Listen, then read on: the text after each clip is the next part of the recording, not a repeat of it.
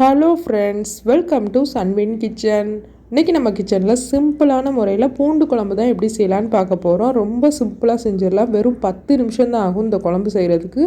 Taste அவ்வளோ அட்டகாசமாக இருக்கும். சூடான சாதத்துக்கு கூட இந்த குழம்பை போட்டு பிசைஞ்சு சாப்பிட்டோம் அப்படின்னா அவ்வளோ டேஸ்ட்டாக இருக்கும்.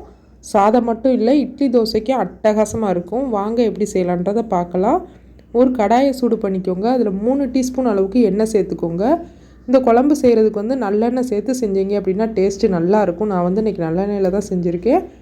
எண்ணெய் சூடானதுக்கப்புறம் 1/2 டீஸ்பூன் வெந்தயம், 1/2 டீஸ்பூன் கடுகு சேர்த்து நல்லா பொரிஞ்சதுக்கப்புறம் இதில் ஒரு 15 மிளகு சேர்த்துட்டு கொஞ்சமாக கருவேப்பிலை சேர்த்து நல்லா பொரிஞ்சதுக்கப்புறம் நறுக்கி வச்சுருக்க வெங்காயத்தை சேர்த்துக்கோங்க.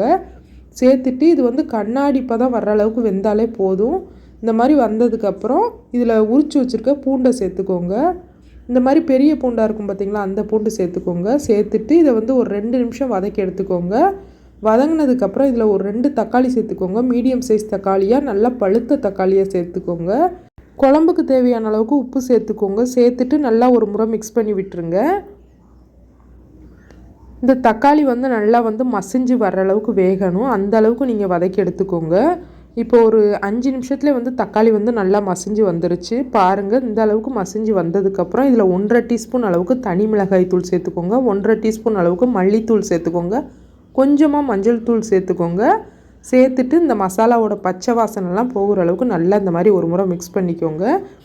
ஒரு சின்ன லெமன் சைஸுக்கு புளியை ஊற வச்சுருங்க. தண்ணியில் ஊற வச்சுட்டு நல்லா கரைச்சி அதை வடிகட்டி அந்த தண்ணியை சேர்த்துக்கோங்க. சேர்த்துட்டு இதுக்கு தேவையான அளவுக்கு தண்ணியும் சேர்த்துக்கோங்க. குழம்புக்கு தேவையான அளவுக்கு தண்ணி இந்த குழம்புக்கு ரொம்ப அதிகம் சேர்த்துறாதீங்க. ஏன்னா இந்த குழம்பு கிரேவி மாதிரி கொஞ்சம் திக்காக இருந்தால் தான் டேஸ்ட்டு நல்லாயிருக்கும்.